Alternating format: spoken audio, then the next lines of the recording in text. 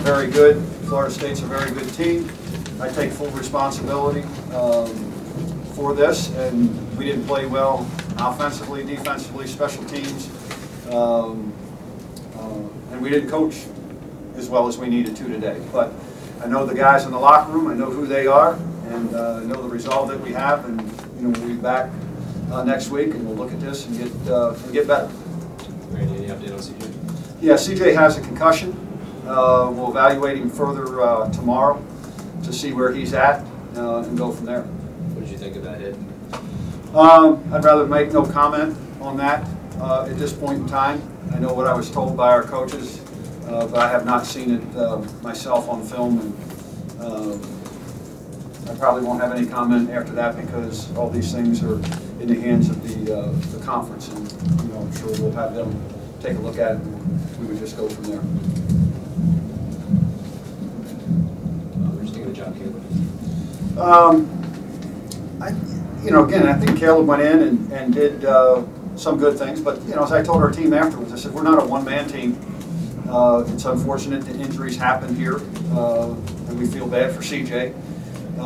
But what has to happen is when somebody goes down, everybody has to step up, not just the person that is going in to replace that injured person.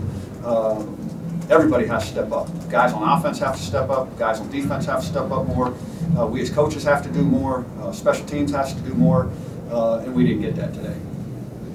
It looked like they really focused on taking away the run. Was that tough because it made you guys a little one-dimensional?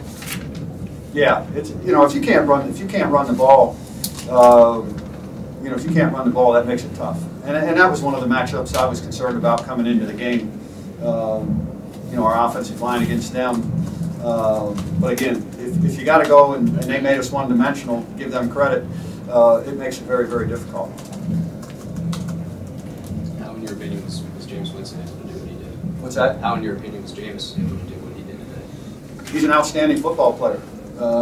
We had him a couple times, and one of the things that we worked on all week was say to tackle him low, wrap his legs, and we didn't do that. We were up high, and he made some really good plays, and then as he started to come out of there, our eye discipline in the secondary wasn't very good. We looked back at the quarterback instead of plastering on the receivers, and they got some big plays that way, and we didn't do a good job on third down. I mean, third down we were just we were very, very poor on third down. So like I said, all around it was not a good day.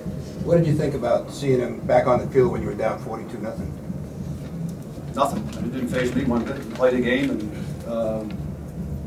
you got 60 minutes to play the game. That's what I tell our kids. You got to play the game for 60 minutes. It doesn't matter who's out there or anything like that.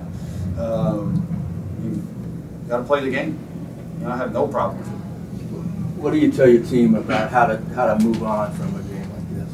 Well, we'll go back and watch the film tomorrow, and then once we get through the film tomorrow and make the corrections, we'll move forward to Virginia.